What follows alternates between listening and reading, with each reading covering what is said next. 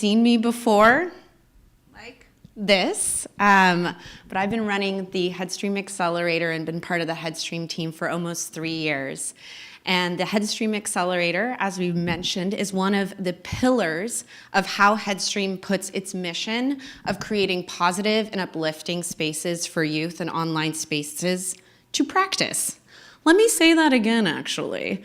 So the entrepreneurs that we support in the Accelerator are the practitioners that are making this youth digital wellness ecosystem come to life. Now, this youth digital wellness ecosystem, all of those words are yet to be defined universally, and that is why we are here. We use our research to help figure out the tools we can use to really get to the bottom of what this youth digital wellness ecosystem is.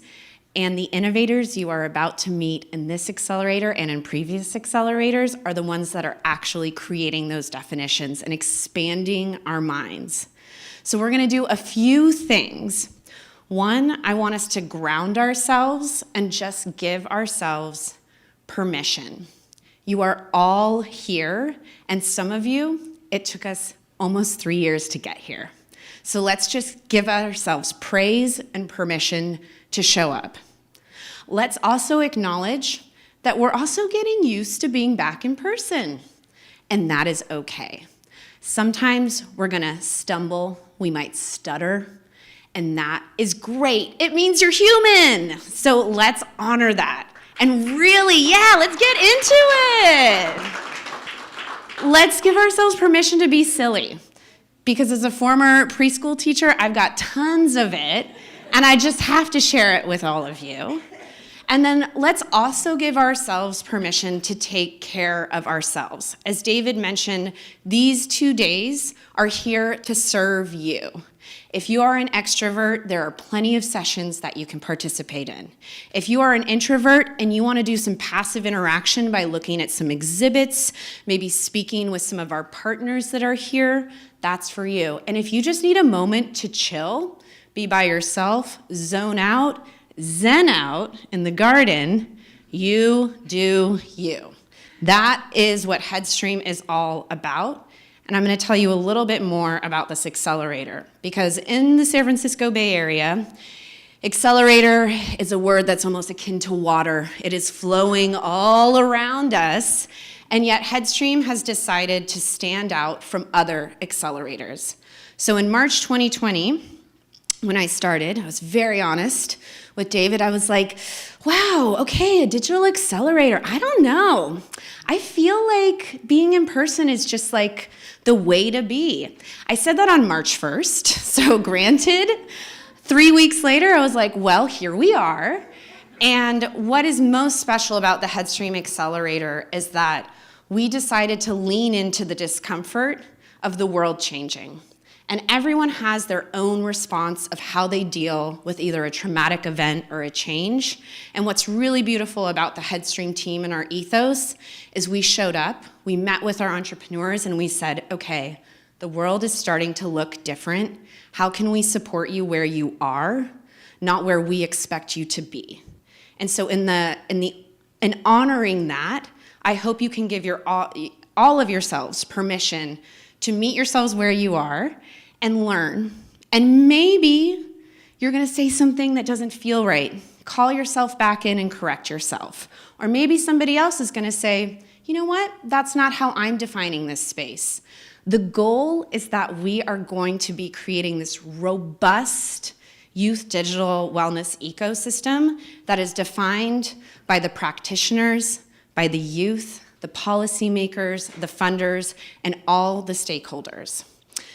So with that in mind, I'm going to talk about why. Why are we here to celebrate these innovators? So the big why is because we want to fund and envision the future we want to be a part of, and the digital world has the opportunity to do that. We see discrimination, we see racism, we see things in this real world, and we want to do everything we can to not mirror that in the digital world. And the way that we are doing that is we are championing the innovators in this space. And sometimes we call them entrepreneurs, but I feel like entrepreneurs have a weight nowadays that kind of tend to stereotype. So we like to choose the word innovator because it is really an all-encompassing theme that allows this individual to define themselves. And many of these innovations that you'll see are really coming from their personal lived experiences. And so the Headstream Accelerator not only supports the innovation, it supports the person behind the innovation. The other thing that Headstream does is we really focus on impact. There are a ton of accelerators out there that are going to scale you financially, but we think scaling sustainably by building with youth at the center is key to creating the world we want to live in. The youth in the past few years have been incredible. They have been telling us adults, this is not right, we need to change, and we are here to listen. And why Headstream really focuses on youth is, although they are incredibly empowering right now, when we talk about the world we live in, they're also the most marginalized. They don't have the most legal rights, they don't have a lot of financial rights, and so if we are designing technologies with youth in mind, it will benefit all of us. If we are designing technologies that are eliminating white supremacy in spaces, we are all going to benefit. And if that sounds complicated, that's okay, because I am going to introduce you to 12 innovators that are doing just that in really, really innovative ways. So in 2022, we have welcomed 12 innovators that are at the intersection of ed tech, social tech, and digital health, and they are focused on creating youth wellness innovations. Now, wellness is a term that you will see in each of these presentations is defined differently, and we love that. So before I introduce you to them, I'm gonna do something that is very Headstream, and it's called a mindful minute. I know, if you're laughing, you're like, Danny, oh my gosh, you do these all the time. But this is a moment for us to all center. Our digital lives are fully integrated into our real lives. So as we can, if we can, I want to give yourselves permission to potentially close your eyes. We're going to do a breathing exercise. So if you can start to just breathe either in through your nose, out through your mouth, at a cadence that works for you, I'm going to walk you through a little visualization. When I say the words digital wellness ecosystem, what pops up in your mind? Is it a color? Is it an image? Is it a feeling? If this space is still blank in your mind, that is okay.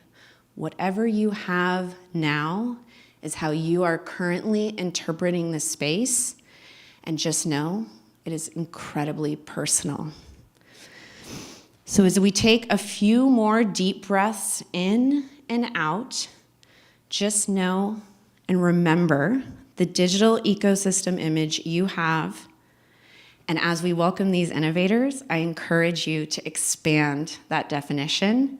And at the end of these days, I also encourage you to ask yourself again, how has this changed? So you can all welcome yourselves back to the room. I was like, we can't unmute ourselves now, can't turn off our video, we're really here. But with that, I am very excited to bring up our innovators in the 2022 Headstream Accelerator cohort. I will be introducing each of them individually, and they will be providing you with a lovely presentation. And just note that this is a celebration and an opportunity to get involved with all of them. So after lunch and during lunch, you'll have the opportunity to work with them and to use your skills to help further amplify their innovations. And so the first set of innovations that we are going to bring up are focused in the ed tech space. And note that these innovations are at the intersection of many different spaces. And with that in mind, I would love to bring Beverly up to the stage to kick us off.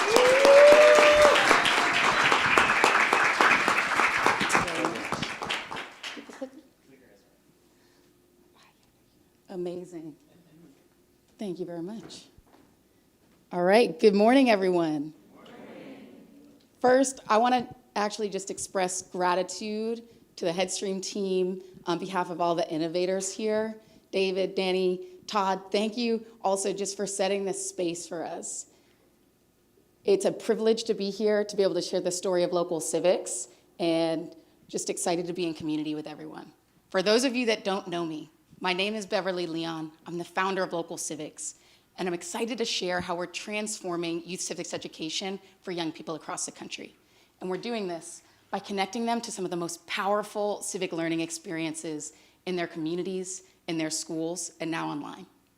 Before I say more about that, I want everyone in here to close your eyes. And I want you to think back to when you were in high school. If you're in high school now, I want you to think back to when you were in middle school. And I want you to think about the things that you're looking forward to, the moments and experiences that are coming to mind. Maybe you're thinking about the passions and hobbies that you are building, creating. Maybe you're thinking about the new friends you are going to get to make. Maybe you're thinking about life after high school, your career, or college, what's coming beyond. Now I want you to think about ways that you were thinking about being connected to community. What vision did you have to lead, shape, and define the community you were a part of? This is a question we ask every local civics student. Maybe you're like our student Destiny, who's thinking about creating safe spaces for dialogue in our community so we can all actually see and feel our shared humanity. Or maybe you're like our 10th grade student Luke, who actually noticed that the basketball courts and baseball fields in Jackie Robinson Park in Harlem were deteriorating, and he wanted to change that so that kids could more fully enjoy themselves. Or maybe you're like Sarah, one of our students outside of Boston in Massachusetts, who is thinking about getting funding for the very school she's educated in and trying to make sure that healthcare is accessible because the prices are just not affordable for families in Lynn. Now, I also want to ask you, did anyone ever ask you this question? What vision did you have? Right now, a lack of high-quality civics education in our schools leaves millions of students without the tools or resources to become civically engaged or develop a really important civic mindset, and the consequences are clear. Our students, our citizens, our young people are discouraged, disconnected, and aren't really engaging in our full civic life. As we looked closer at this, we recognized that our K-12 schools lack the resources to meaningfully address these gaps.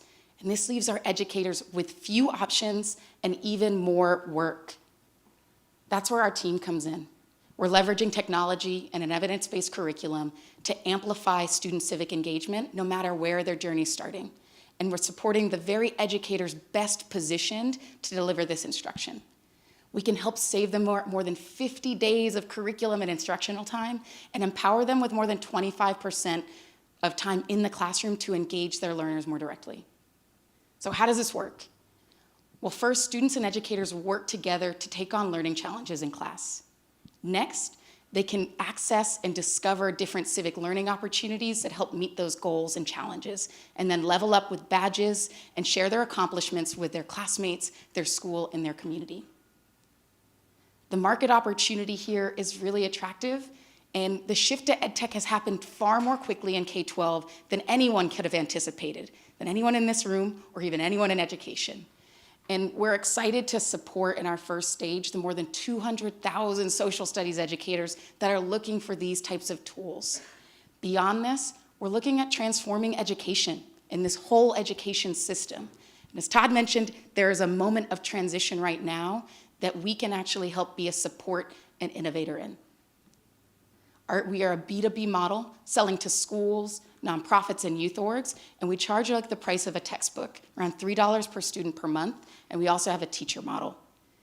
We're inspired by the organizations, the schools, the districts that have allowed us to grow and have believed in our product. We've grown through earned revenue, and we're excited to scale this model across the United States. We've passed some tremendous milestones in the past year. We have over $200,000 in ARR, and it's growing, but we need your support. We've impacted over 5,000 students And we're backed by incredible founders and investors, the Headstream team here, New Schools Venture Fund, and Camelback, to name a few. Our team is a team of educators, technologists, and builders. And we just want to build the tools we wish we had when we were younger. And we also have some phenomenal industry experts. Right now, we're raising our pre-seed round to accelerate our growth and impact, but our goal here is really to serve over 1,500 educators and start to work with some of the largest district systems in the country. And with that, I actually want to pause and ask everyone here to just think about what's possible for our communities, for our young people, for our democracy, if every young person can connect to a transformational experience and community before they leave our school system. Thank you very much, and I look forward to seeing folks later.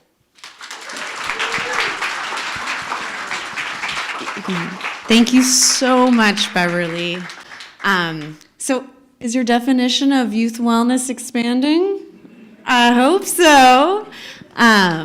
Now, I have welcomed all of you in person, but I cannot believe I have forgotten to welcome our online audience. So if everyone in this room could just give a little clap to all of our online viewers. We're live streaming right now.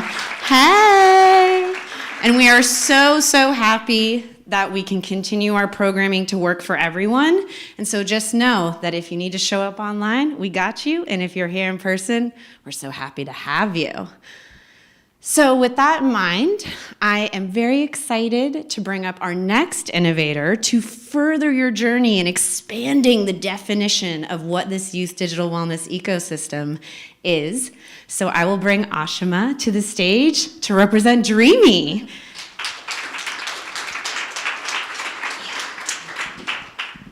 Hello, everybody. My name is Ashima, and I'm the CEO and co-founder of Dreamy, where we believe in making mentorship equitable and scalable.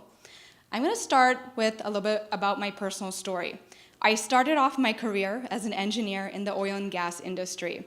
I struggled immensely in the first 6 months of my career, and I desperately looked for mentors and sponsors or some form of career support. Unfortunately, I failed to find that support. And I know I'm not the only one. 16 million youth in the US do not have access to mentorship today, 9 million of which are at-risk youth. This poses an immense threat as mentorship is proven to have measurable impacts on youth development and educational progress. So you may be thinking to yourself, why is mentorship so hard to find? Well, it's incredibly logistically difficult. Organizations resort to manual methods such as spreadsheets, manual forms, and emails to try to stitch together what I like to call Frankenstein mentorship programs. It makes it completely unscalable and incredibly difficult to track and measure the long-term impact. So, say hello to Dreamy. We're a simple and powerful software solution that makes mentorship scalable and automated. We use technology to automate the mentorship onboarding, mentor and mentee training, matching, and scheduling. The power is that we have access to data. We know what the actual impact and engagement metrics are from running the mentorship programs. And on top of that, our secret sauce is our ability to hyper-personalize the mentorship matching experience from start to finish. We target four-year universities and community colleges to accomplish our approach, as well as educational nonprofits and communities. We really are solving a huge pain point in terms of lack of time, constrained bandwidths, as well as aggressively growing targets to implement mentorship programs at scale. We have a very simple business model. We charge a one-time implementation fee, as well as a recurring monthly cost, depending on the total of number of mentors and mentees participating in programs. And we know we are targeting an immense opportunity here.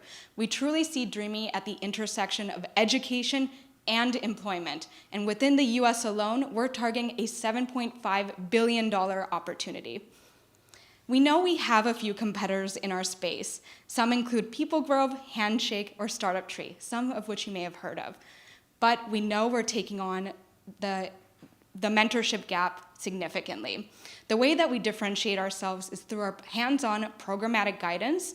We use our technology to actually educate the individuals we work with to create better mentorship programs. We have an enhanced user experience so that it's simple to use for the youth that we serve.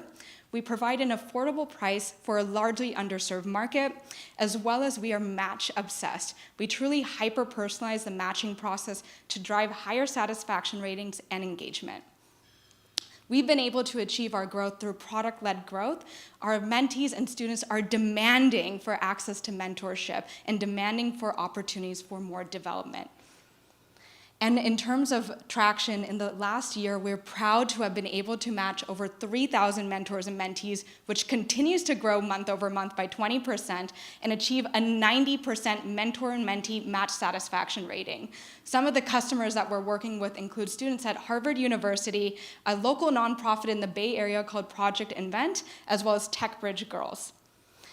This all would not be possible without a powerful and passionate team. I'm joined by my co-founder, Karthik. We're a team of engineers, and most importantly, we all have the lived experience of the lack of access to mentorship and career development throughout our education and our career. Lastly, one thing I'll end this off with is that my name in Sanskrit means limitless. And at Dreamy, we believe that together we are limitless. Thank you.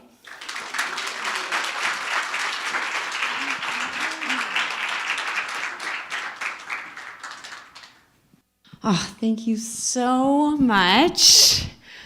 Okay, has anyone read the news lately? Yeah, me either. And I don't mean that to downplay the news, but it has been really intense. And I think we all have had to check in with ourselves for a second to say, whew, how much can I really take on? But I will say with this group of innovators, every time I get an update from them, it is incredible.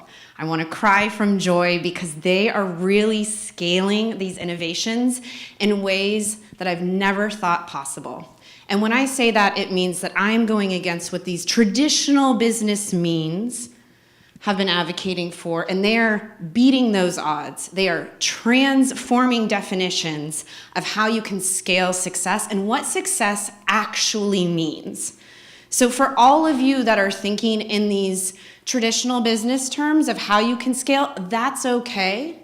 But I would welcome you to really challenge your own assumptions and acknowledge that you're a multi-hyphenate person. You might have shown up with a badge that has your job title, but you're a human.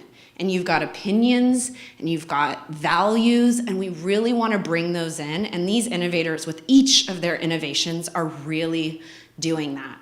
And so I'm really excited to welcome to the stage our next group of innovators that are redefining this youth digital wellness ecosystem and providing opportunities for youth in some really transformative ways.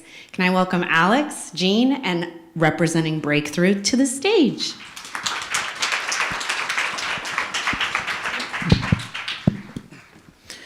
Thanks, Danny, and thank you, everybody. My name is Gene Martinez. I am the CTO and co-founder at Breakthrough. And hello, everyone. I'm Alex Smiles. I'm the CEO at Breakthrough. You might hear I've got a bit of a funny accent. I think I'm the only Australian in the room, but we'll find out later. I played professional rugby back home, have been working in technology and marketing most of my life. I landed in New York City 7 years ago and volunteered my time coaching some high school rugby.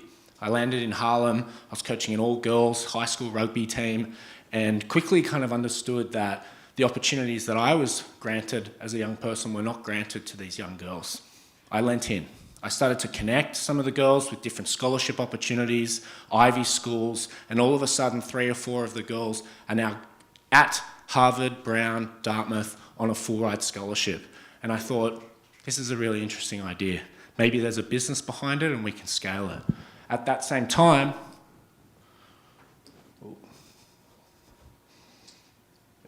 At that same time, I realized from a marketing perspective that more money was trying to be spent connecting with young people online. $500 billion today is spent every year, yet none of that money goes to young people and they continue to flick through ads in under a second. But the market continues to grow. 40%, nearly 50% is wasted, and this number is going to be $1 trillion in 10 years' time. I thought, maybe we can connect the two. That's when we created Breakthrough, a learn-to-earn platform connecting young people and companies. Yeah, and just a little bit about me. So I was born in the Dominican Republic. I immigrated to New York City when I was 5 years old with my mom. I came up through the public school system. I was one of those kids that Alex mentioned. I wish I had Breakthrough growing up and going to school. What is Learn to Earn? Learn to Earn is a concept where companies pay people for their time and attention to learn about their products, their services, or their initiatives.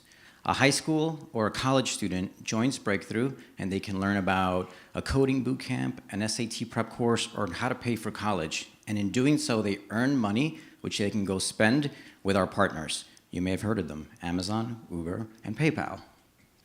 What's most innovative about this is that we're unlocking wealth for the next generation through a digital wallet.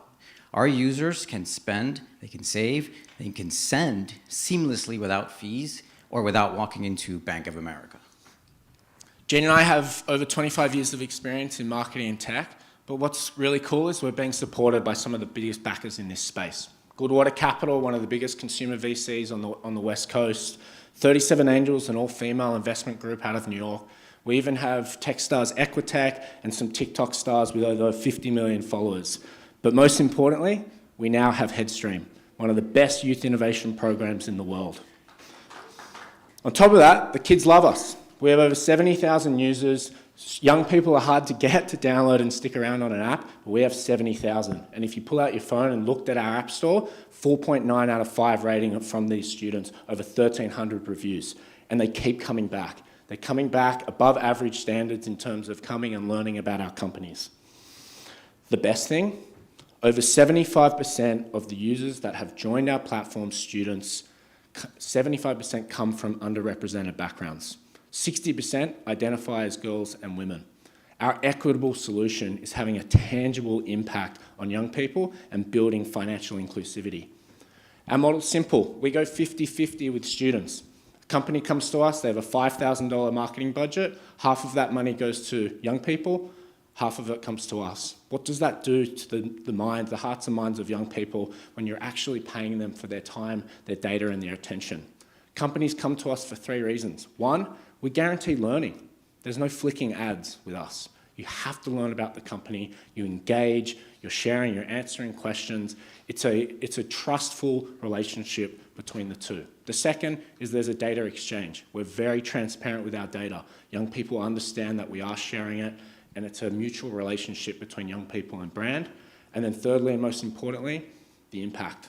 We signed WeWork on our first call, and we said, hey, guess what? Half of your budget is going directly to young people, and over 75% of those young people come from underrepresented backgrounds. We opened up revenue in March this year. We've made $80,000 since with some big companies like WeWork, Front Office Sports, and one of the biggest education companies in the country, in Carnegie. We're incredibly proud of our team and what we've accomplished, but Alex and I, we're just getting started. We have a product that young people love. We have companies that are paying us, and we're directly impacting youth. You probably have never heard of Learn to Earn. We are definitely pioneering this new space, and we're really excited about it. We're in the lead, but we haven't won. We are raising this round. We've got some really exciting investors that want to come and join this, as well as our existing investors. If you know anyone in the space that is interested in impacting youth, financial technology, education, we'd love to talk to you later. Thank you, everyone. Thanks.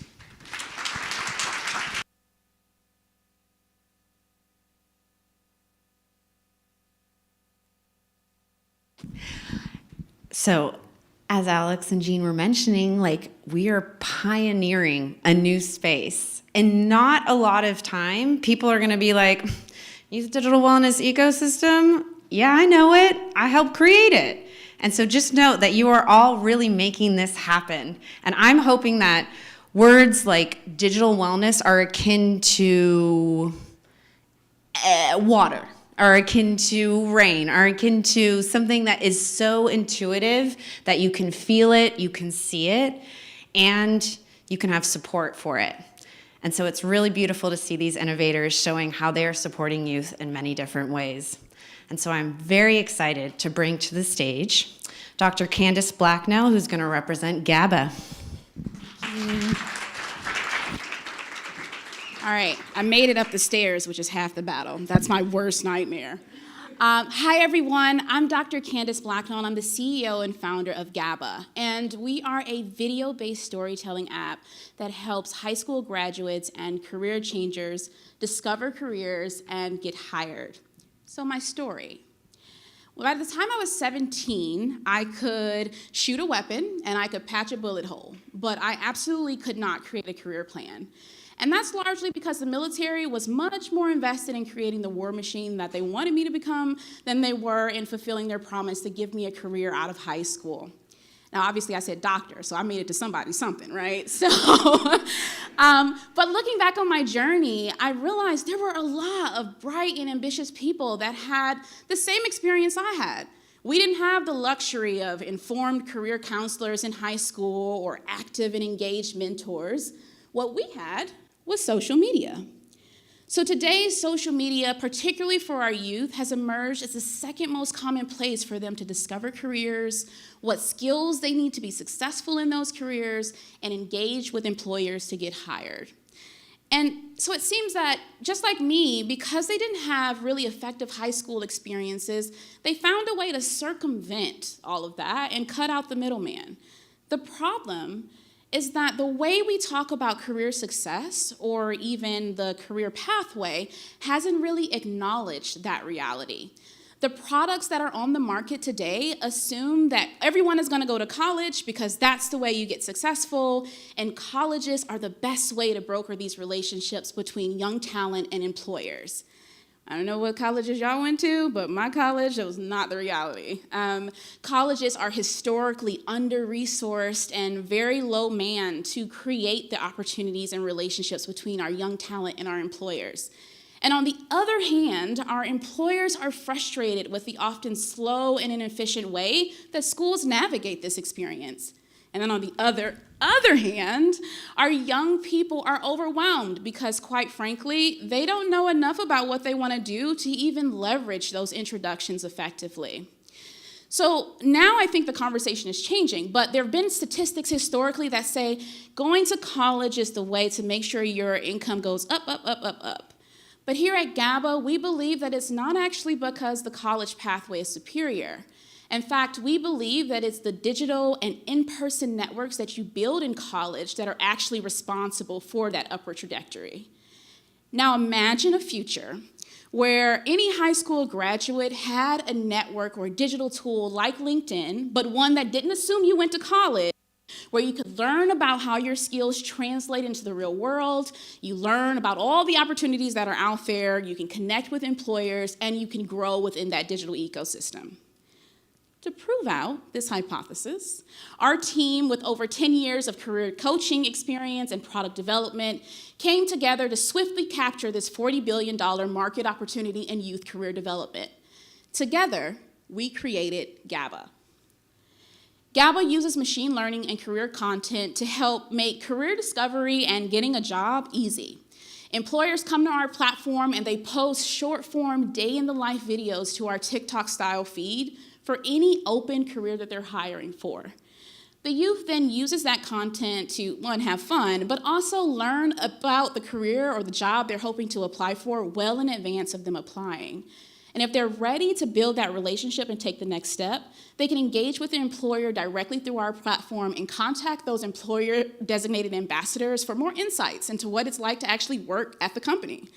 And if they're not ready, which was my case, they can use our personal analytics dashboard and our growth insights to be guided through the process of developing the skills necessary to get hired.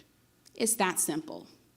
Since our launch last year, we've amassed 20,000 student users on our platform, we have 4 school customers, and we have a distribution deal that's valued at $1 million. But that's actually not the statistic that I'm most excited about. That statistic is actually the number 1. So the first time that we had a veteran who was transitioning from active duty to the civilian sector and had no idea how their military skills translated into this new environment, and they messaged us and said, hey, this app is life-changing. The first time a woman who was matched into a STEM career she didn't even know about using our algorithm, and she messaged us and said, hey, I would have never known about this if it wasn't for Gaba. Those are the kinds of statistics that really stand out to me. So I'm hoping that you'll partner with us by introducing us to high school principals and high school superintendents so that we can continue this mission. And I hope you'll do that because you understand how impactful this can be for employers and high school graduates, not just today, but years and years and years into the future. I'll be here all day, minus an afternoon nap, and I hope to engage with many of you one-on-one. Thank you.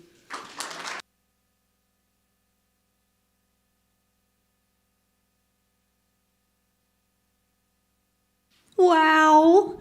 Can we give another round of applause to all of our EdTech entrepreneurs, our innovators, our change makers?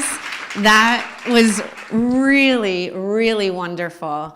And I'm going to tell our next innovators, take your time. Let's all get to know each other a little bit. What's really special about this cohort, it's the first time that we were able to partner with a company called Pilea that focuses on founder wellness, because we believe that you are only as strong as the ship that is navigating you, and this ship I am speaking about is your whole body and your mental well-being. And so if you are not in a good space, it's going to be pretty hard, if not impossible, to lead others. And so Pilea has been a wonderful partner working with them. You can check them out downstairs for some other resources and tips. But what I really love hearing all the innovators doing is prioritizing their own wellness. So yeah, let's take those naps. Let's go in the Zen garden. Let's use the bathroom when we need to. This space is yours. But before we do that, I want to welcome to the stage Tahir, who is going to be walking us through the RAP Research Lab and redefining the social tech space in a lot of different ways. So come on up.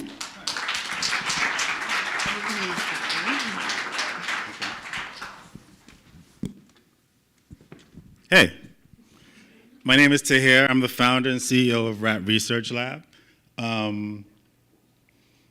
You saw a few of the slides that were supposed to be presented as a surprise, so I hope you can forget them in the next few seconds. So the RAP Research Lab, we are a Baltimore-based creative technology studio, and we use hip hop as a framework to develop new ways for people to engage with data and culture. So in this presentation, there's a lot of images and a lot of languages, and I'm going to try to decode them because we all speak differently. So one, hip hop as a framework. This is one of our tenets at the RAP Research Lab. Looked at simply singing. When the hip hop framework is applied to singing, we get rap. When the hip hop framework is applied to painting, we get graffiti. When the hip hop framework is applied to dancing, we get b-boying and b-girling. When the hip hop framework is applied to playing records, we get DJing. So the first hip hop party in 1973 in the Bronx, there were no hip hop records because hip hop didn't exist. But the framework that was used to play those records is considered hip hop, and it gave birth to everything that we know today for the past 50 years about. So we apply the hip hop framework to technology and data science. And we harness big data, artificial intelligence, robotics, natural language processing to pioneer new forms of play, learning, and engagement. The leadership team, we have a lot of time in these fields of practice. And our products encourage cultural research, creative competition, individual expression, and collaborative problem solving. So I'm going to talk about two of our platforms. One is the Rap Almanac, and the other one is Mapper's Delight. So the Rap Almanac is a database. We created a few algorithms, but we created a system that analyzes the lyrics in hip hop. Current date, we have about 1 million songs analyzed for syntax and, of course, semantics and some proprietary analytics for the framework and the style and the structure of rhyme. So we can basically do a search for tree and find out every rapper that raps about tree, where in the world they rap about tree, when they rap about tree, in 40 different languages, and the context in which they rap about tree. So this gives what I like to call a different context for hip hop. It builds the geography of language in hip hop. And all of this is sitting in the database. There's about, I would say, about 200 or 300 data points for every song. And this is the search tool for that. And we make things with this data. I'm an artist, so I make data sculpture, I make photography, as a team, we make AR and VR and education platforms. And one of them is Mapper's Delight. And Mapper's Delight is an AR data sculpture. It's built on top of this data. And all of the lyrical information is pinned to the globe. Students interact with it and do searches in the database, and those searches get displayed on the globe. And they can also look at the searches that other students are doing within the same classroom. And we have a standards-aligned curriculum that goes with this. So 21st century skills, STEM career clusters, and we have a partnership with Verizon that we've been working with for about 3 years that we just launched in August, where we launched our platform and our curriculum to about 500,000 students around the nation. And I'm going to play a demo of Mapper's Delight. It needs a little time to load.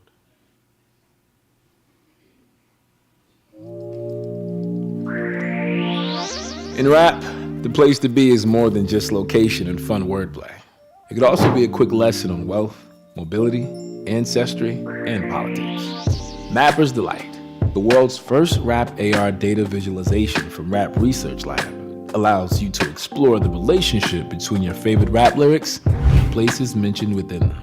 With over 1 million songs, 30,000 rappers, and 40 different languages within Rap Research Lab's database, you can truly travel the world via rap. Within the app, you can tap around the globe to hear songs related to the locations you choose. Visualizing the data in this way allows you to find connections with places like New York, Los Angeles, Tokyo, Antarctica, Maui, and just about everywhere. Our custom AR markers allow players to interact with the same globe even if they aren't in the same room, and different marker colors distinguish one player from another. Bring the app into your classroom to explore data science, geometry, language, and geography at the same time. No matter how it is used, Mapper's Delight encourages exploration and critical thinking as students discover places and references that are important to them. Dig deeper into your curiosity by searching our lyrical analysis database to discover even more ties from artist to place, to discover new connections, patterns, and similarities. Whether you're a deep rap nerd or just realizing the depth of the art form, Mapper's Delight presents a compelling, intuitive, and fun way to learn while exploring the politics of place embedded in rap. Next slide, please. Oh, wait, where do we go? What happened? Okay, yeah, we can start there. We can continue there. I talked about the roadmap. So we launched Mapper's Delight within this network of schools nationwide a few months ago, and it's been awesome. One of the things that I love about the reaction in class is the power dynamic switch. When the student is the expert, the content expert, the power dynamics in the classroom switch. They're like, no, teacher, you don't know what you're talking about. This is what it is. This is how it goes. And the teacher in the classroom is put in a different position to help out the student. So that, I mean, we have we've observed a lot of things like that, but that's one of my favorites. And that helps aid in the classroom culture.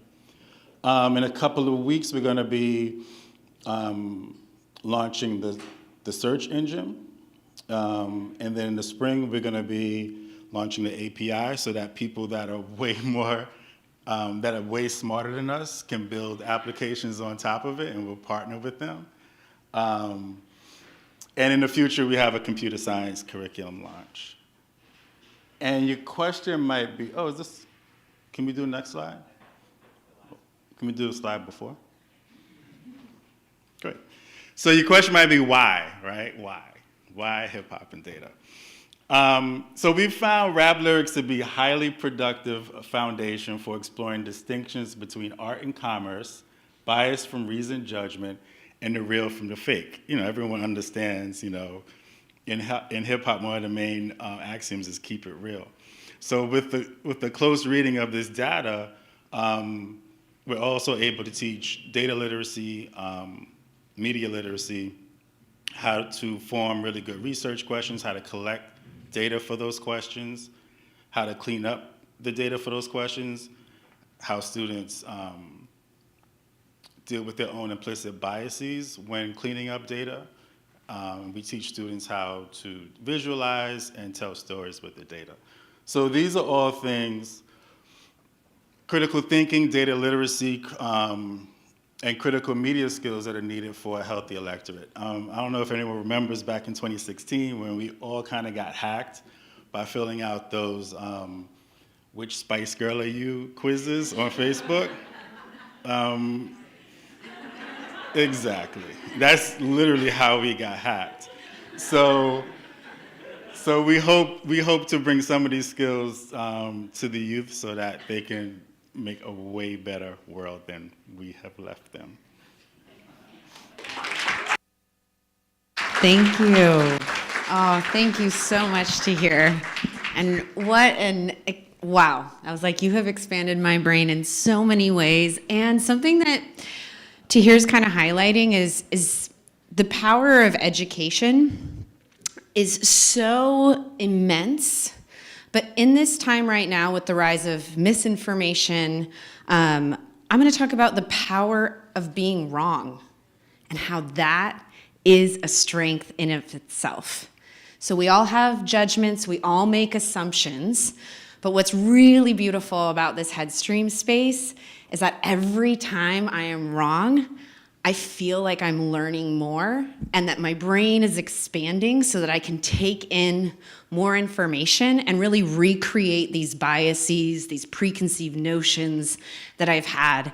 And the wonderful thing is that we have innovators that are doing these in so many different ways and in so many different mediums.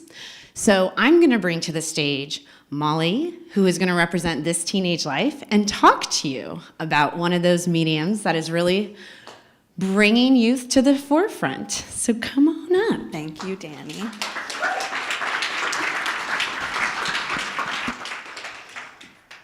Hi, everyone. I'm so excited to be here. My name is Molly Josephs, and I'm an educator. And with teenagers, I started the youth dialogue and podcasting program that I run with them called This Teenage Life.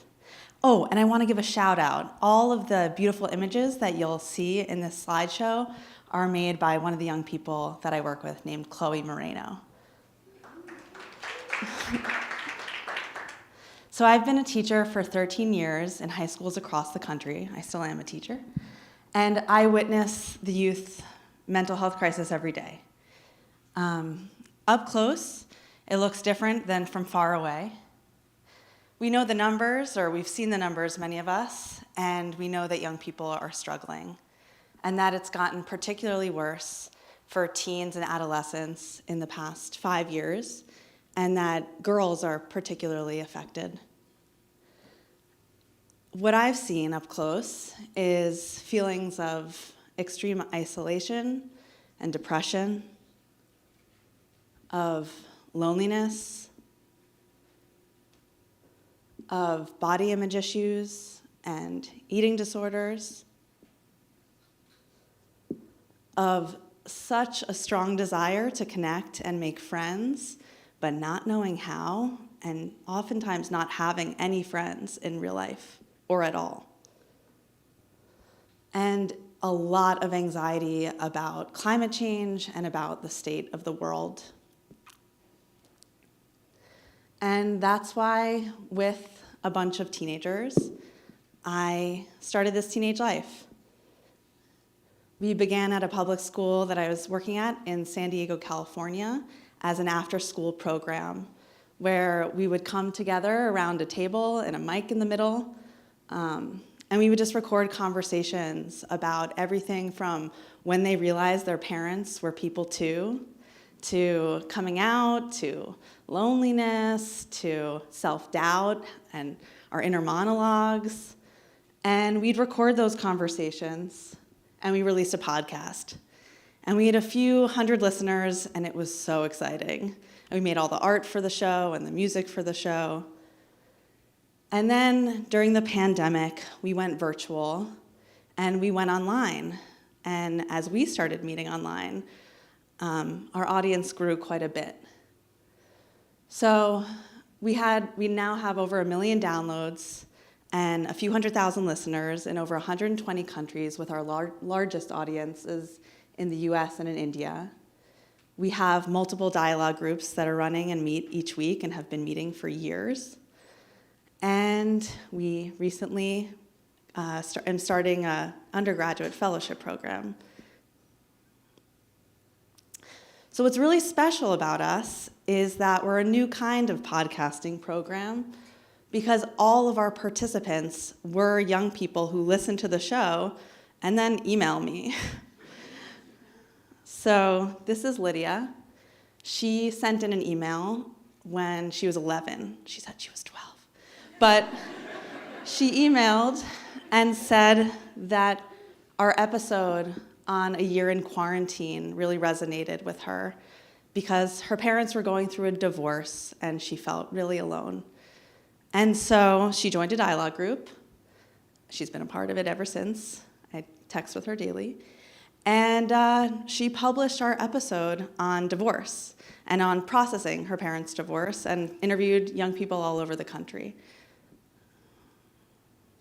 This is Gamu.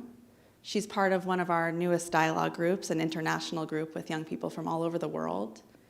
And her dad actually passed away during the COVID-19 pandemic. And she listened to our episode on loneliness and said that it really helped her feel seen and heard and less alone. And so we as I, have talked to and surveyed the parents and the young people, and 70% gave this teenage life a 10 out of 10 for improving their sense of belonging, their sense of self-esteem, their communication skills, and their emotional health, and the rest gave it a 9 out of 10. Looking ahead, I believe we could be the most listened to and most transformative youth podcast in the world. I think there's something unbelievably powerful about young people being producers of new knowledge in a really authentic way rather than consumers, where they make meaning of their experiences by telling stories, and they share those stories and then help other people around the world feel seen and heard and less alone and more resilient in the struggles that we all face. And I also think we already are, but could really become a model for what student-centered or what youth-centered and youth voice-centered education really looks like, where young people are truly at the center of what we're doing. And I think we're fundamentally different than a lot of interventions for adolescents and teens, because it started with just me and teens. I'm known as the adult who works on the show. And so we're looking for partners. Headstream has been the most incredible partner, and we're looking for more partners who can help amplify our audience and deepen our work, and sponsors who can help fund our programming and our dialogue groups. And we've worked with a bunch of different organizations that we've had an incredible privilege to collaborate with. And recently our work was featured at the American Academy of Pediatrics conference and in Teen Vogue. And we've partnered with various universities or spoken at different events. And I hope that some of you will join us. And thank you so, so much for having me here.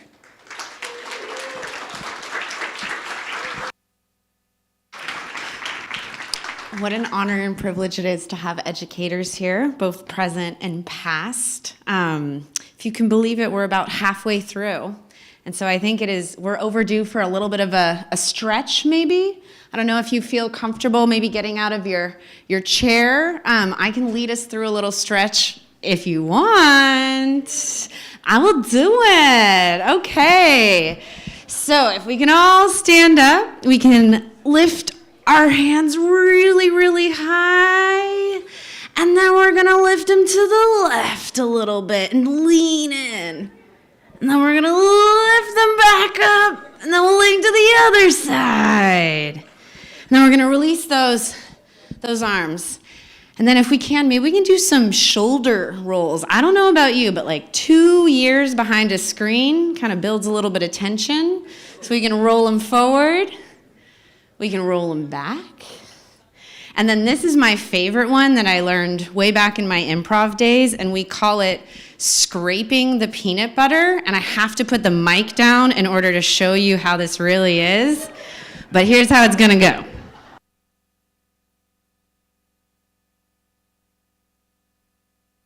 So if you want, imagine you are in a jar of peanut butter and you are literally scraping the edges with your hips. And of course, feel a good stretch coming on, but if you just want to go for the visual, that is A-okay. Oh yeah. So make sure with that in mind, you're all taking care of yourselves, you're drinking enough water, you're getting food when you need to. And when you feel comfortable, if you can come back, we are going to continue with our Innovator pitches. And thank you so much for humoring me. One thing that I was thinking of is how can I bring some of my preschool humor to the stage? And so the thing that's been going through my mind is instead of a hip, hip, hooray, I've been thinking hiff, hiff, hooray. So Headstream Innovation Festival. Now, if I could do a little call and repeat, yeah, this is where we're gonna get silly. So when I say hiff, hiff, you say hooray. Hiff, hiff. Hooray. Hiff, hiff. Hooray. Hiff, hiff. Hooray. Okay, I'm gonna stop because you don't wanna see me dance anymore. And I will end with that because I'm really excited to bring to the stage Zaire Kenya, who will be representing empathy.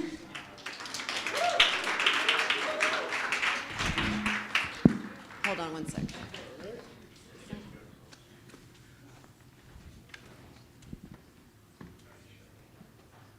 Okay. All right. Hi, everyone. My name is Zaire Kenya Smith. I'm the founder of Empathy. And social media is fake. And empathy is about to make it more real. Why? Because study shows social media have a negative side effect on people's well-being. And 80% of Gen Zers use social media daily. And the side effect they experience is anxiety, depression, and the feeling of dissatisfaction with their lives. Why? Because the unwritten rule on social media says, if it's not perfect, don't post it. And that ends now with empathy. See, we are gearing up to reinvent social media, to inspire transparency, normalize moods, and to recreate the human experience to better serve Gen Zers' well-being and identity formation. Because we want to show them that it's okay to be human, and it's okay to have a healthy relationship with all your emotions, online and offline. And before we show y'all an exclusive look At Empathy Demo, we want you to undo, unlearn, and unfollow everything social media has taught you about the social media experience. This is empathy.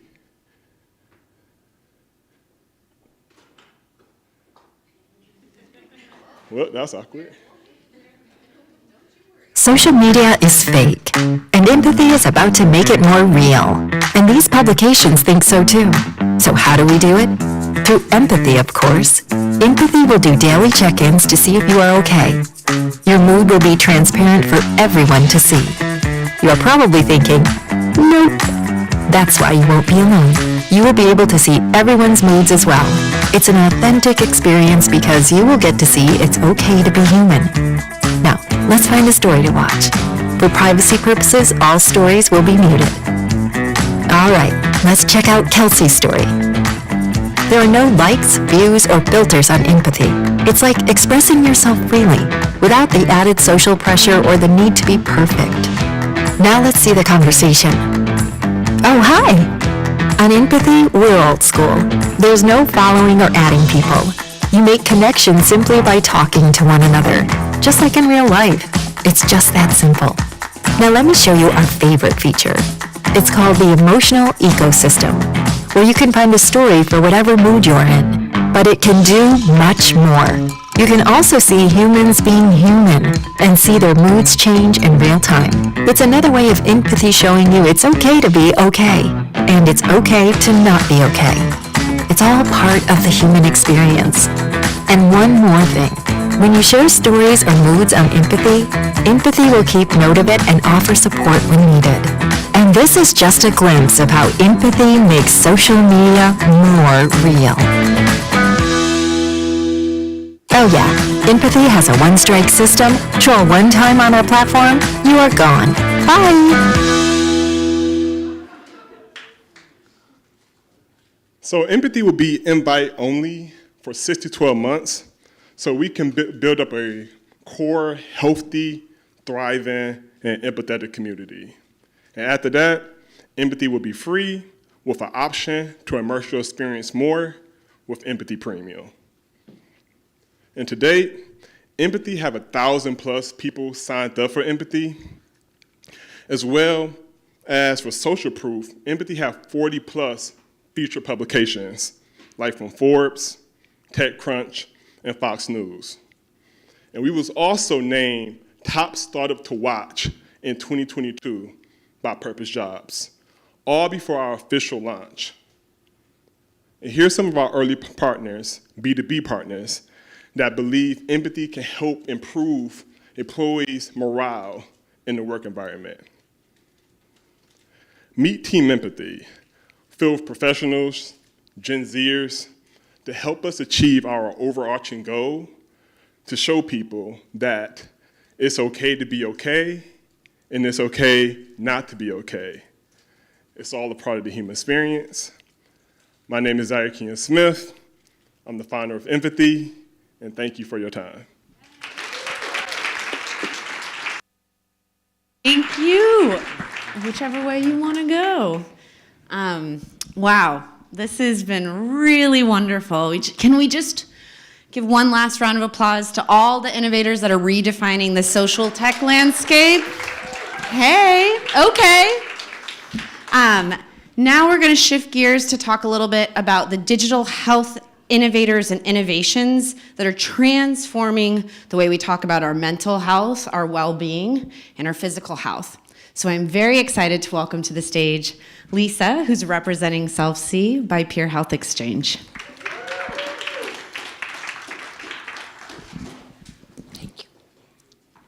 Good morning, everybody.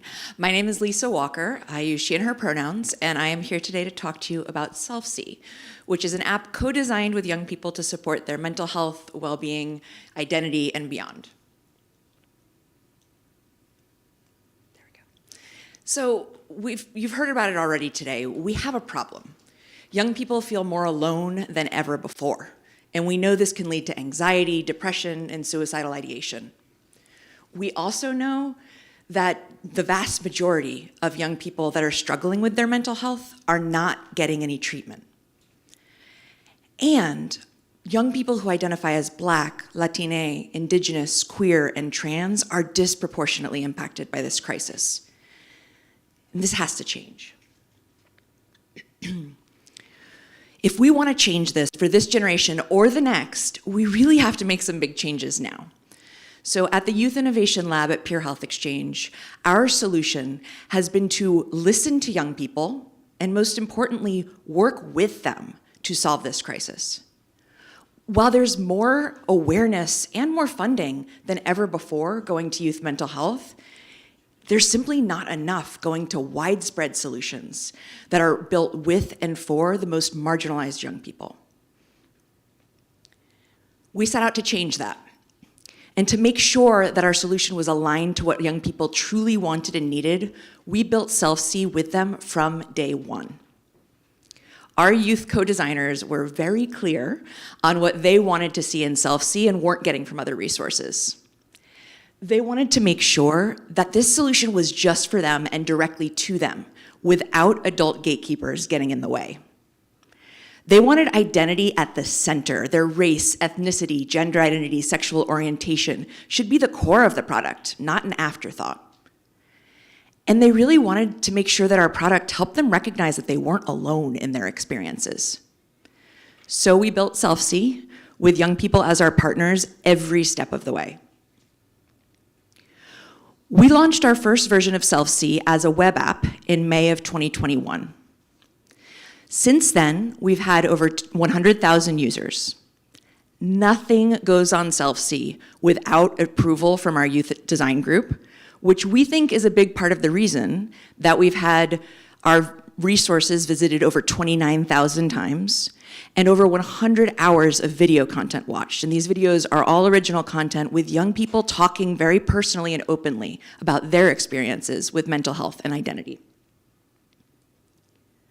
This past May, we launched our mobile app on iOS and Android, and our mobile app centers around Self-See communities.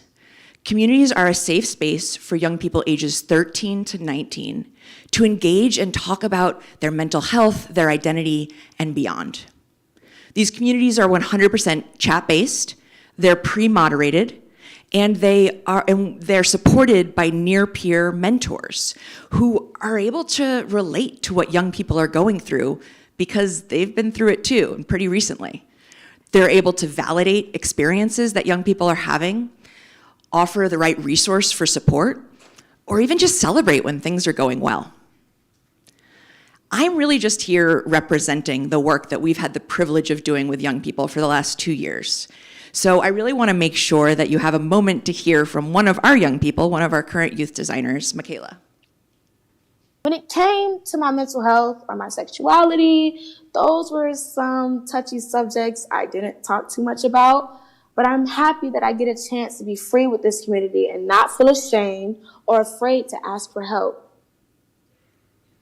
We're still really early in this work, but already we're hearing from young people like Michaela and like the young people who wrote the testimonials on the screen that it's working. Since launching our mobile app this past May, we have over 3,500 users. And we have seen really impressive retention rates so far.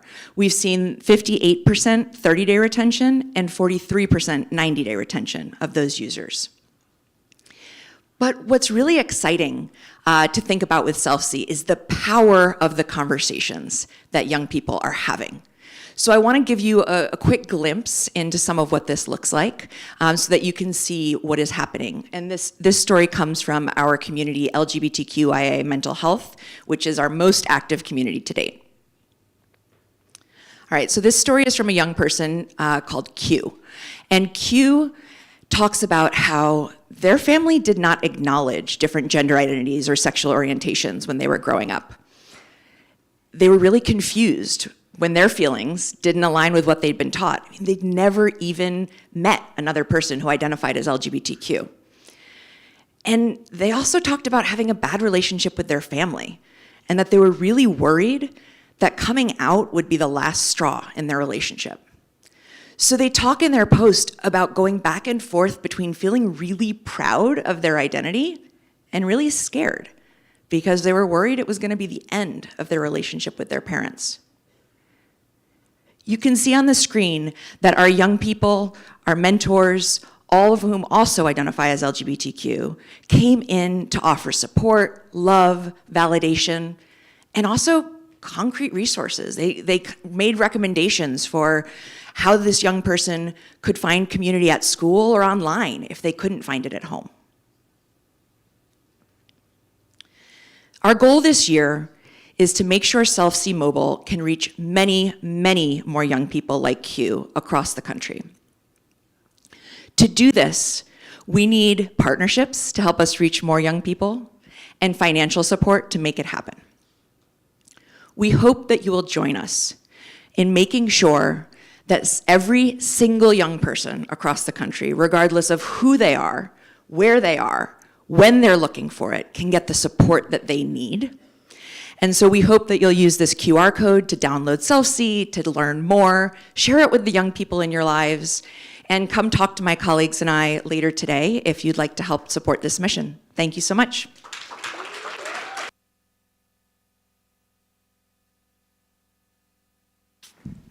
Thank you, thank you. And so next, I was like, come on up. Yeah, I love that energy. I can introduce you to Haviza, who's going to be representing Umi Healthcare. The only thing I wanted to say is I think it's so beautiful that we have these resources available to us, so I'm just getting chills listening to him.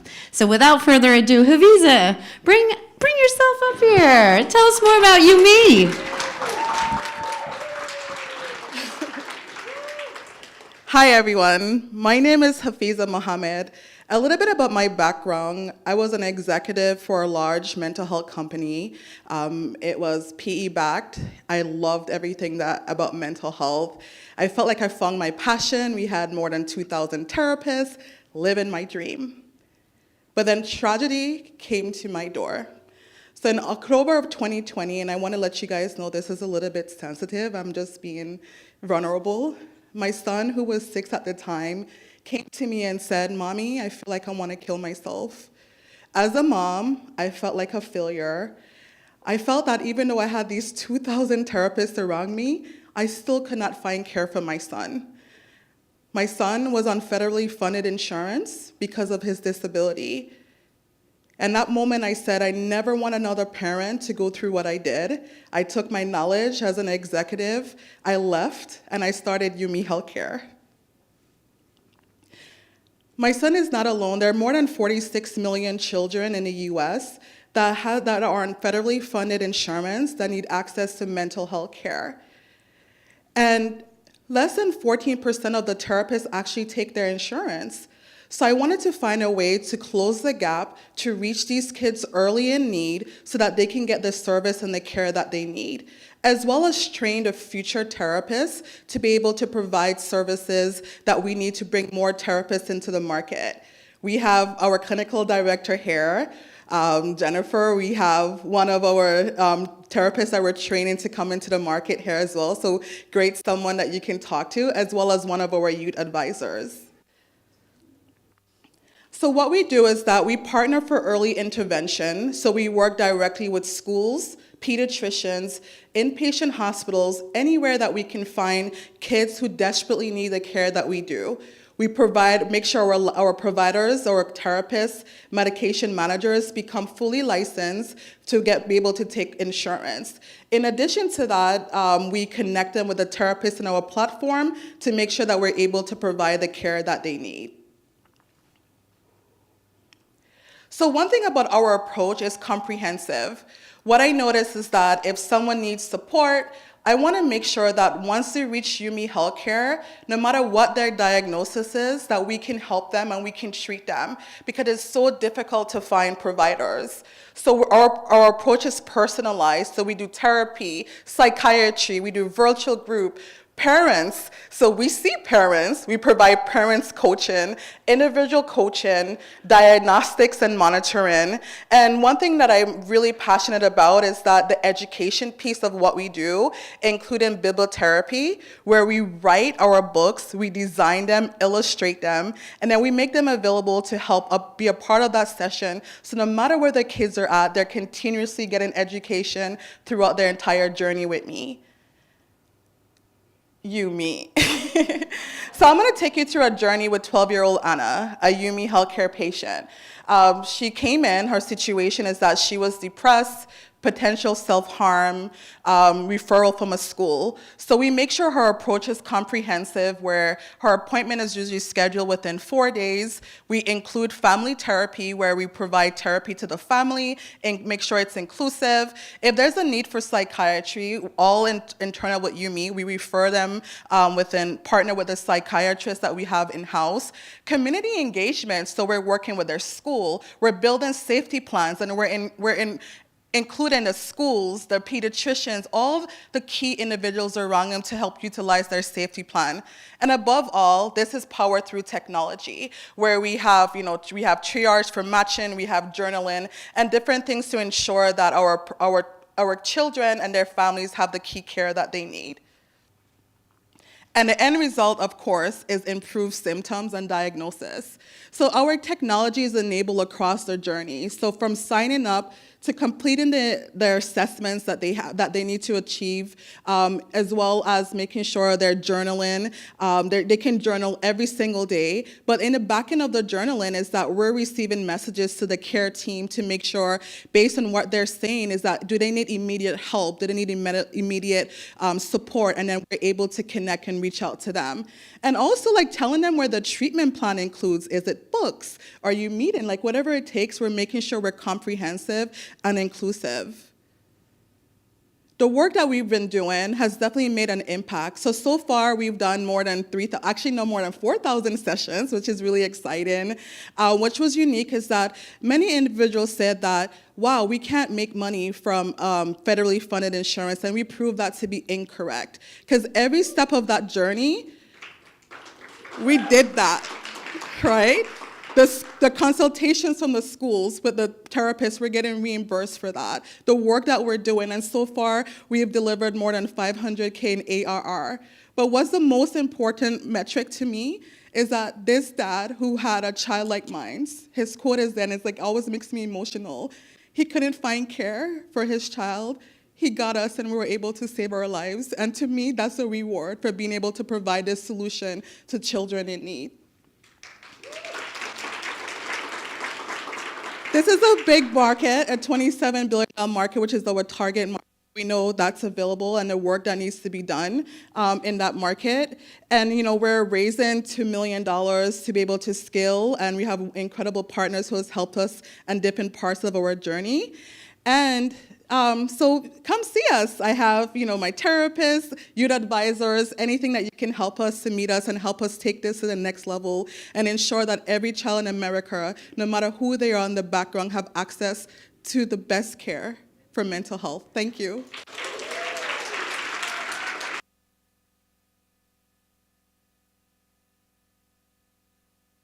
Ooh, I'm getting emotional.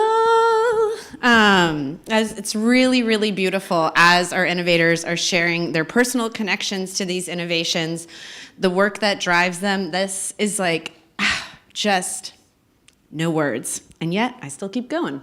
So I'm going to pause, and I am going to introduce you to Rena from She Health, and she's going to tell you a little bit more about her innovation in transforming digital health. Thank you. Hey everyone, how's it going? So my name is Rena. I am the founder of She Health. We are a platform reinventing access to mental and sexual health services for female identifying teens and young adults. So what is the problem? 86% of long-term women's mental and sexual health issues could have been prevented in early adulthood or adolescence. Think about this number, 86%.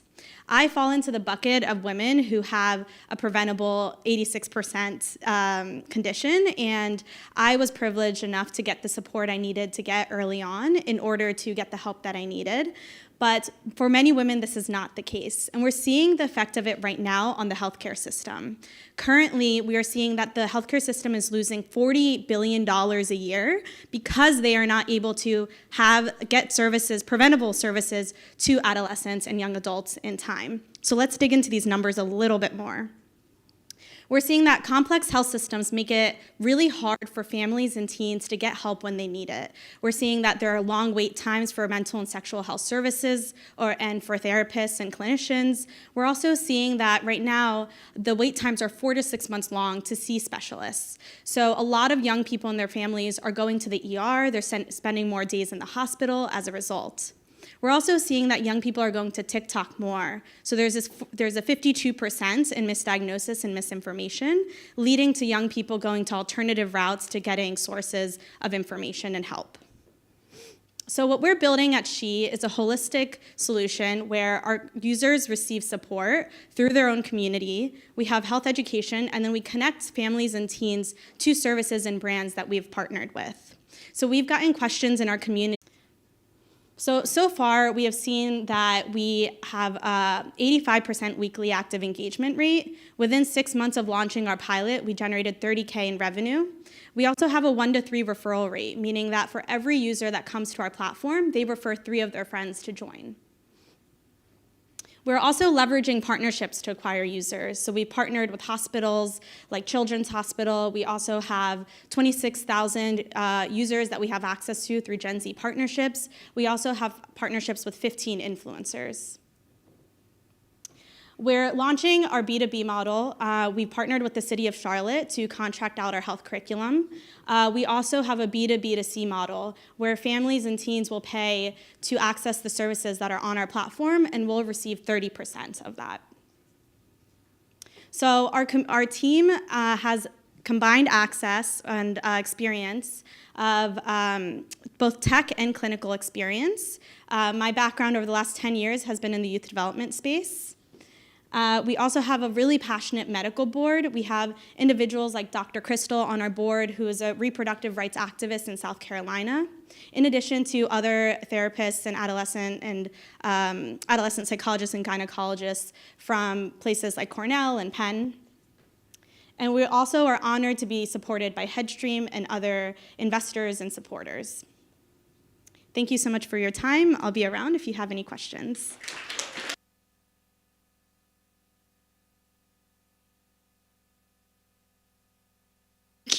Thank you so much, Rena. So at Headstream, we really want to support BIPOC entrepreneurs, and so that is Black, Indigenous, people of color. And we hope that the services and the products they're creating are also targeting those populations. And we do that for many reasons, but the simplest one is because it's right, because it is important, it is because we need to do that.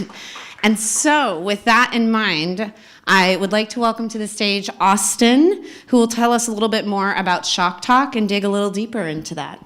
Thank you. GPO Itahi, hello. My name is Austin Serio. I'm CEO and co-founder of Shock Talk, which is a culturally tailored telemental health platform, and I'm also a member of the Chikoran Chakri tribe of South Carolina. So it's really important to understand that in our communities, there's a large amount of accumulated historical and intergenerational trauma. And as I'm beginning this presentation, I'm going to share 2 things that are very personal because I want you all to understand where I'm coming from with this perspective. And so the first part is when I was 12, I lost my brother to an opioid overdose. And then, through the continued accumulation of that trauma, unresolved historical and intergenerational trauma, 3 years ago, I had a psychotic break. And so because of that, I never want anyone else to have to go through that again. And people are continuing to go through it because the resources are not there. So having said that, the problem is mainly comprised of a lack of access to culturally tailored healthcare facilities, as well as difficulty finding an Indigenous healthcare provider. And so it's also really important to understand that 70% of Indigenous people live in urban areas, urban or suburban areas, but those areas receive 1% of IHS funding. And so if you come from a tribal nation that is that makes you eligible for IHS services, which IHS stands for the Indian Health Service, you could wait up to 8 months to see a provider if you make it to a facility. And if you come from, one of the nations east of the Mississippi, such as myself, there's many unrecognized folks, and those folks such as myself, generally lack access to any kind of culturally tailored care network. And so really the greatest need for telemental health services presents itself east of the Mississippi here, where the Indian Health Service operates only 7 facilities. And so that's why we created Shock Talk. So Shock Talk is the first culturally tailored telemental health platform that's creating a network of providers that's accessible regardless of state or federal recognition status. And so that's where we're building our provider network, which is really unique. So our provider network is comprised of licensed clinicians as well as peer support, elder support, and traditional healers. And so it's really important to know that, again, this network will be available regardless of state or federal recognition status. And we also plan to offer ownership to both clinicians and traditional healers. And so we are really uniquely positioned to build this provider network because of the community connections that we've built. And so we have cultivated a long-standing relationship with USET, or United South and Eastern Tribes, which is an organization of 33 federally recognized nations from Maine to East Texas. And we're also close community partners with the Urban Indigenous Collective, which has a cultural center in Midtown Manhattan and is focused on the tri-state area in the Northeast. And we've allocated 10% of our equity back to UIC to make sure that we are, really supporting community. And so this is our MVP solution. So it's really important to know that Facebook has a huge penetration in Indigenous communities. And so because of that, we wanted to meet, folks where they're at. And so our MVP is available through Facebook Messenger. So folks send a message to the Shock Talk pilot page, and then they get taken to our directory of therapists, and they get walked through our appointment scheduling process. And so here you can just see a little bit more about what that looks like and how folks get, a 15-minute appointment reminder.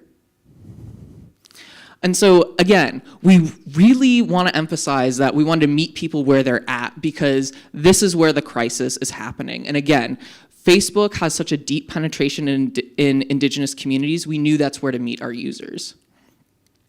And so following a successful summer pilot, we plan to expand this approach to both Instagram and SMS. And as well, we've also got plans for a React Native app for both iOS and Android.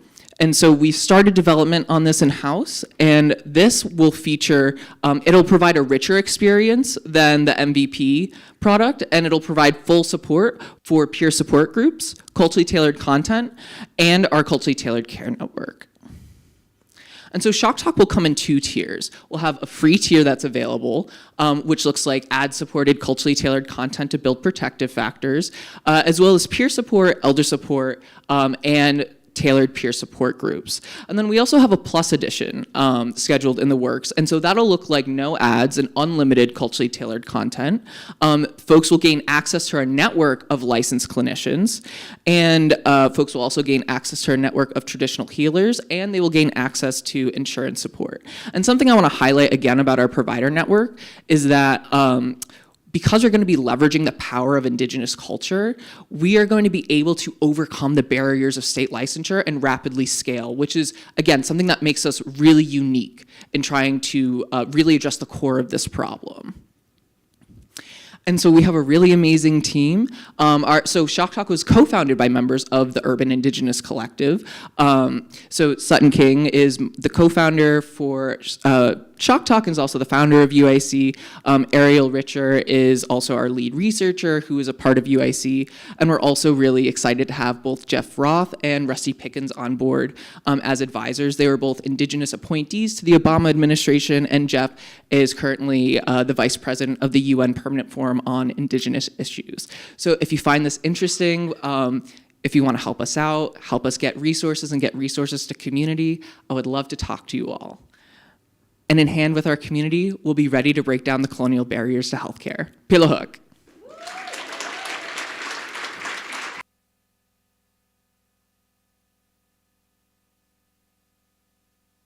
Thank you so much. Can you believe that we have just heard from 11 multi-hyphenate innovators that are redefining this space. You're like, no, time's just flown by. Well, also, let's go back to the beginning when we were doing that visualization and I was asking you, how are you defining the digital wellness space right now? Check in with yourselves. How's that definition expanded?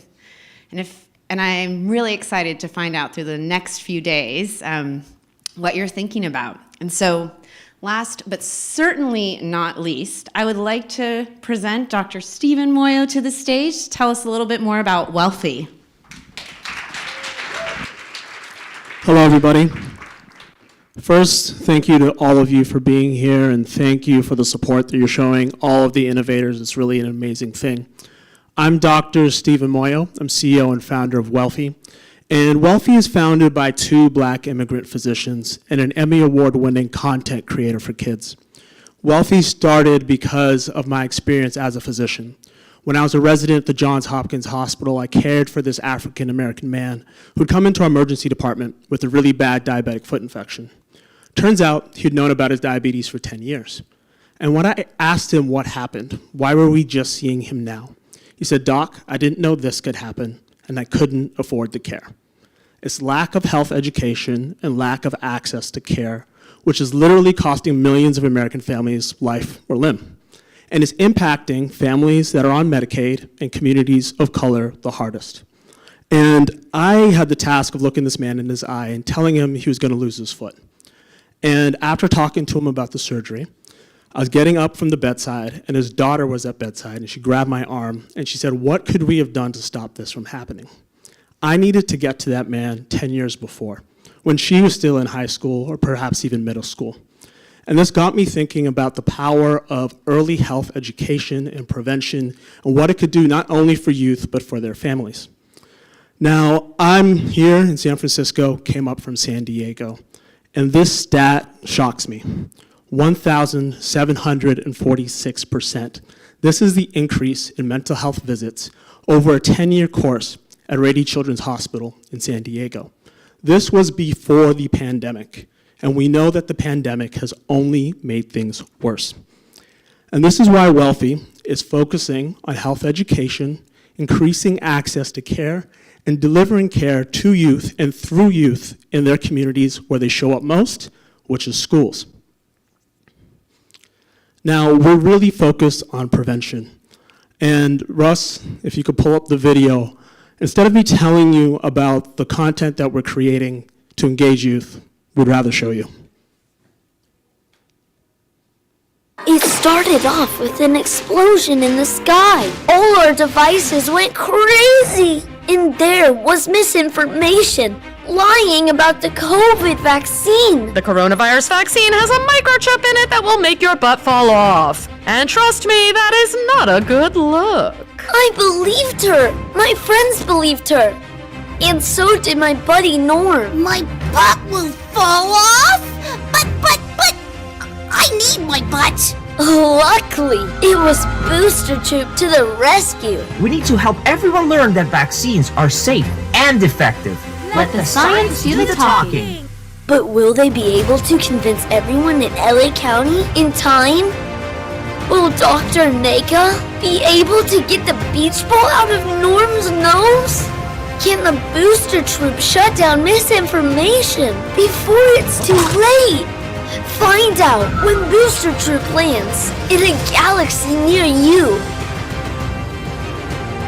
So as he's switching back to the slides, Booster Troop was created. Thank you. I just want to point out those applause do not belong to me, but they belong to our team. Susan McLennan, who's my co-founder, is in the crowd. So please say hello to her after. Booster Troop was created from work that we did with LA County Department of Public Health and Children's Hospital Los Angeles around the COVID-19 vaccine and the lack of utilization that was happening in kids ages 5 to 11. It was a spark for a larger universe of health education content that we will be bringing to kids in schools and through their pediatrician office.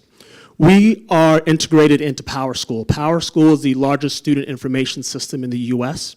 It is also part of or owner of parent company of Schoology, which is a learning management system. So principals, teachers will be able to subscribe to our health education in school, meaning it's reaching kids where they're at. Also, we're integrating into Allscripts, which is the largest electronic health record in the US with over 20 million patients. So pediatricians, physicians like myself, will be able to prescribe health education. We are leveraging the power of animated storytelling. For those of us who are older in the room, you probably remember things like conjunction junction and all these other ways that you remember these esoteric facts, right? We want to use that power of animated storytelling, but blend it with music, community, and culture, and really take kids on a journey of health and wellness. So as they play these games, as they interact with this content, they'll gain attribute points that shows that they're making this progress. And once again, we're delivering this at home, in schools, and also on campus. What we've learned from schools is they're busy, they're inundated with a lot. So putting health education in is great, but it's actually not the answer. So what we need to do is embed it into the education that they're doing, which is STEAM. So we're doing that. We're doing it with a focus on building skills, so building grit and growth mindset, because that protects against trauma and toxic stress.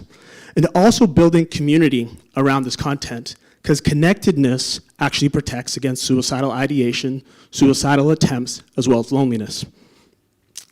Now, the education and the way people interact with it will also build confidence, identity, self-esteem. Can you pull up the second video, please? And this focuses on reading comprehension and other pieces. And I want you to get an understanding of how this music is being created as well. So it sounds a little something like this. Okay, everybody gather round. Fast is this session and it's time to get down. If you got a question, go and just shout it out. Shout it out. Did Harry Wombat some good for candy? No, will I burn up and smoke like a dragon? No, will my butt fall off of the vaccine? No, no, no, no, no. But one sec, why believe me? Did you chill, take a breath? What do you see? Did you drill and respect? Did you dig deep before you spill on this quest? What else do you seek for the truth? We just want for the truth. Don't be lying to the youth. I see your anger, it's obtuse. And I'm aware, I'm acute. Can you switch back to the slides, please? So, was that fun? All right. We want to bring that fun, that energy to the campus. So we're going to be hosting Booster Troop Fun Festivals in the new year. These aren't just fun and games. It's about bringing services to the campus as well and bringing the whole family out, because those of you with kids know you do ridiculous things for your kids, showing up at zoos or soccer games and all sorts of things because your kids get you to do it. So as those kids bring their families to campus, we'll be delivering well child checks, immunizations, health screens, getting them the access to the care that they need. This is all part of delivering care, improving quality of care. And the exciting thing about this, I put this slide up to show that it's not just fun and games, but what it is a business. We focus on helping families on Medicaid, so the Medicaid plans and providers will be paying for this. This removes the friction of schools having to pay for this, having to try to find the money. And this is our roadmap over the next 2 years to deliver health education, care coordination, and care delivery to schools. So thank you very much. We'll be downstairs. Come say hi to me. Susan Anayo is also on our team here. So thank you to everybody. If you can. So wonderful. Can I actually ask all the innovators to come on stage so that we can do a final big congratulations? And you get a digital world, and you get a digital world, and you get a digital world. And all of these innovators are building it for the next generation, and we can benefit from it right now. And so thank you all for putting yourselves out there, telling some stories. These are the innovators that you can all connect with. Each one of you has the power to amplify, to fund, to really collaborate in ways so that we're not working in silos and we're making sure to create a robust youth digital wellness ecosystem. So thank you all, and thank you to all of you. Woo! Woo! So now we have lunch, which will be served downstairs. You have an hour to chill, take a breath, y'all. You did incredible. And then afterwards, we have impact rotations, which are specially designed sessions for all of you to connect in more intimate groups with these innovators. So the first one will be an ed tech impact rotation, then we will do digital health and social tech. Join one, join all, but most important, have fun. So thank you so much, everyone, and enjoy lunch. Woo!